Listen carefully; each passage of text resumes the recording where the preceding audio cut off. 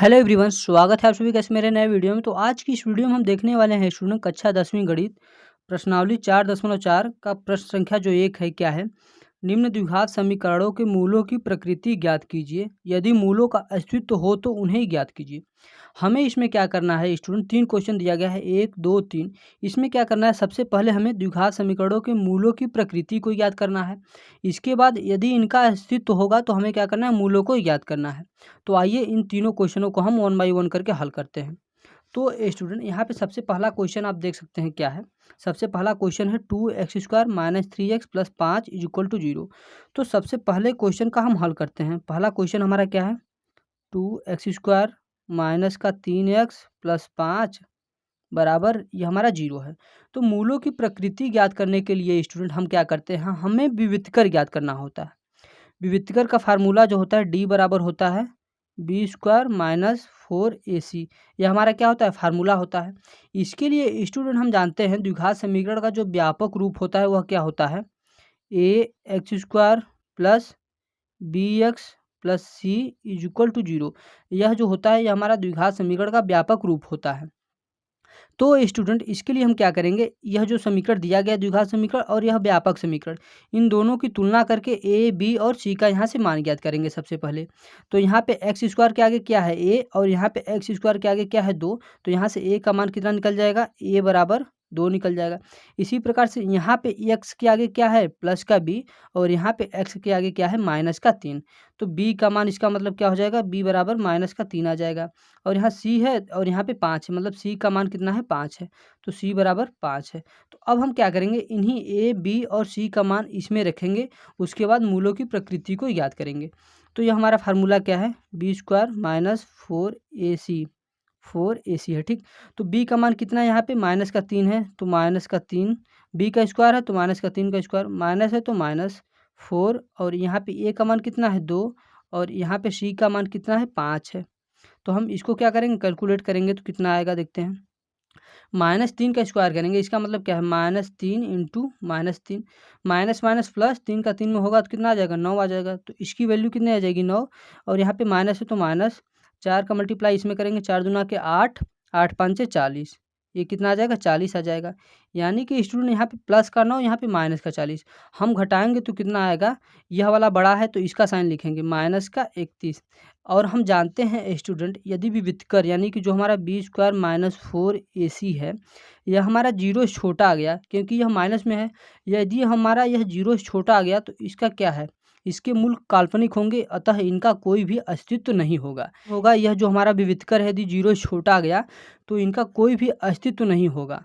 तो इसलिए यह जो भी मूल होंगे यह हमारे काल्पनिक होंगे। तो यहाँ पे आप देख सकते हैं कंडीशन, हमने जो आपको फार्मूला बताया हुआ है पिछली वीडियो में, यदि b² माइनस 4ac हमारे 0 से छोटे आ गए हैं तो मूल वास्तविक नहीं होंगे, मूल काल्पनिक होंगे। तो अतः इनका कोई अस्तित्व नहीं है, आपको यहाँ पे लिख देना है। तो इस प्रकार से पहला हमने देख लिया, पहला का कोई अस्तित्व नहीं निकला। उसके बाद हम दूसरा देखते हैं स्टूडेंट, दूसरा क्या है, 3x² minus 4√3 into x plus 4 is equal to 0 है। तो आइए इसको निकालते हैं, इसका देखते हैं अस्तित्व है कि नहीं। तो इस दूसरे वाले को निकालते हैं। दूसरा वाला है हमारा द्विघात समीकरण 3x² minus 4√3 into x plus का 4 इज इक्वल टू 0 है। तो सबसे पहले हम क्या करेंगे स्टूडेंट, सबसे पहले हम ए बी और सी का मान याद करेंगे। तो हम उसके लिए द्विघात समीकरण लिखेंगे, द्विघात समीकरण का व्यापक रूप लिखेंगे जो कि होता है ax² प्लस का bx plus c is equal to 0 होता है। तो इस समीकरण से तुलना करके ए बी और सी का मान याद करेंगे। तो x² के आगे a है और यहाँ पे 3 है, तो a बराबर कितना हो जाएगा, 3 हो जाएगा, क्योंकि हम दोनों समीकरण का तुलना कर रहे हैं। तो a बराबर होगा हमारे 3 के। और उसके बाद a का मान हो गया, b का मान याद करेंगे।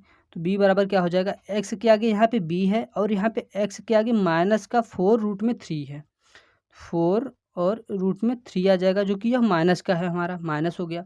उसके बाद c का मान निकालते हैं, c के स्थान पे यहाँ 4 है, तो c बराबर 4 हो जाएगा। तो यहाँ पे आप देख रहे हैं a b और c का मान हमने ज्ञात कर लिया।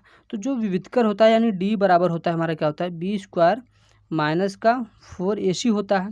तो यदि हम d की वैल्यू आगे निकालेंगे तो b का मान कितना है, -4√3 है, इसका स्क्वायर हो जाएगा।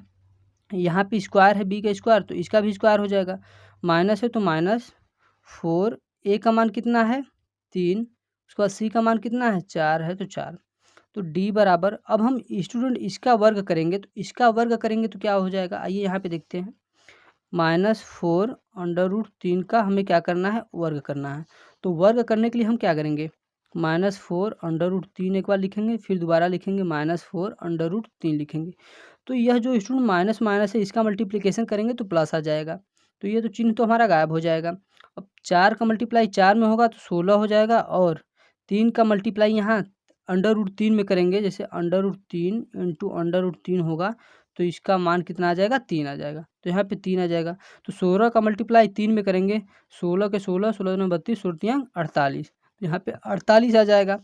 तो इसका मान कितना आ गया, टोटल 48 आ गया। यहाँ पे माइनस है तो माइनस, 4 तियाँ के 12, 12 चौक 48, इसका मल्टीप्लाई करेंगे तो 48 आएगा, 48 आ गया। तो 48 माइनस 48 करेंगे तो कितना आ जाएगा, 0 आ जाएगा। यानी यहाँ पे जो डी है विविधकर है यह हमारा 0 के बराबर आ गया। तो इसका मतलब क्या है कि मूल वास्तविक होंगे लेकिन समान होंगे। यहाँ पे आप इसका भी कंडीशन यहाँ पे देख सकते हैं कि यदि हमारा जो विविधकर है डी 0 के बराबर हो जाएगा तो मूल वास्तविक व समान होंगे। तो यहाँ पे आप देख सकते हैं। तो हम इसका मूल ज्ञात कर सकते हैं। तो इसका मूल आइए स्टूडेंट हम ज्ञात करते हैं श्रीधराचार्य के फार्मूला से। श्रीधराचार्य का फार्मूला होता है x बराबर -b plus minus √b² minus का 4ac अपान में 2a, यह हमारा फार्मूला होता है। तो हम यह निकालते हैं। यहाँ पे माइनस है तो माइनस रखेंगे, और b का मान क्या है, b का मान आप यहाँ पे निकाले हैं, b का मान है -4 √3। तो यहाँ पे लिख देंगे -4 √3। उसके बाद यहाँ पे प्लस माइनस, यहाँ पे b² माइनस 4ac का आप मान निकाले हैं, b² माइनस 4ac का आप मान निकाले हैं। यहाँ पे कितना आ जा रहा है, यहाँ पे b² माइनस 4ac का मान 0 आ रहा है। तो यहाँ पे रूट में 0 रख देंगे और नीचे क्या रख देंगे, 2a रख देंगे। तो a का मान यहाँ पे कितना है, 3 है, तो यहाँ पे क्या करेंगे, 3 रख देंगे। तो यहाँ पे आगे सॉल्व करेंगे, x बराबर, यह माइनस माइनस प्लस हो जाएगा। तो यहाँ क्या बचेगा, 4 √3 में बचेगा सिर्फ। यहाँ पे 0 है तो इसका कोई मतलब है ही नहीं। और यहाँ पे बटे 3 दूना के 6 मल्टीप्लाई करेंगे तो 6 आ जाएगा। तो यहाँ पे क्या है, प्लस माइनस 0। तो आप क्या करेंगे, x बराबर 4 √3 बटे 6, एक बार प्लस 0 लेंगे और एक बार माइनस 0 लेंगे। तो 4 √3 बटे में 6 माइनस 0। तो प्लस 0 करेंगे माइनस 0 करेंगे कोई फ़र्क नहीं पड़ेगा। तो यहाँ पे x बराबर क्या हो जाएगा, 2 से इसको काट देंगे, 2 दूना के 4, 2 तियाँ के 6। आप चाहे तो इसको और भी सिंप्लीफाई कर सकते हैं। किस प्रकार से कर सकते हैं ये देखते हैं। तो यहाँ पे स्टूडेंट आप कर सकते हैं आगे आगे यदि आप इसको हल करना चाहें। तो यहाँ पे क्या आ रहा है, x बराबर वैल्यू आ जा रही है हमारी 2 √3 बटे 3 आ रहा है। और यहाँ पर भी हम काट देंगे, 2 दूना 4, 2 तियाँ के 6। तो यहाँ पे भी वही आ जा रहा है, 2 √3 बटे 3 आ जा रहा है। तो फिर x बराबर आगे आप करना चाहें तो यह जो 3 है, 3 को आप ऐसे लिख सकते हैं, √3 इंटू √3, इस प्रकार से लिख सकते हैं। यह जो 3 है नीचे का, तो हम क्या करेंगे, 2 √3 रहेगा और इस नीचे वाले को लिख देंगे √3 इंटू √3। तो एक √3 से एक √3 कैंसिल हो जाएगा। और यहाँ पर भी इसी प्रकार से कर सकते हैं, इस 3 को √3 इंटू √3 लिख सकते हैं। एक √3 से एक √3 कैंसिल हो जाएगा। तो यहाँ पे जो x का वैल्यू आया हमारा 2 अपान में √3 कामा 2 अपान में √3, यानी कि जो भी हमारे दोनों मूल आए, दोनों मूल समान आए लेकिन वास्तविक आए। तो इस प्रकार से स्टूडेंट एक्सरसाइज 4.4 का हमने 2 क्वेश्चन यहाँ पे हल किया आपके सामने, जो कि आप देख सकते हैं। और ये जो तीसरा क्वेश्चन है, तीसरा क्वेश्चन आपको होमवर्क के रूप में दिया जाता है, इन्हें आपको स्वयं खुद से सॉल्व करना है।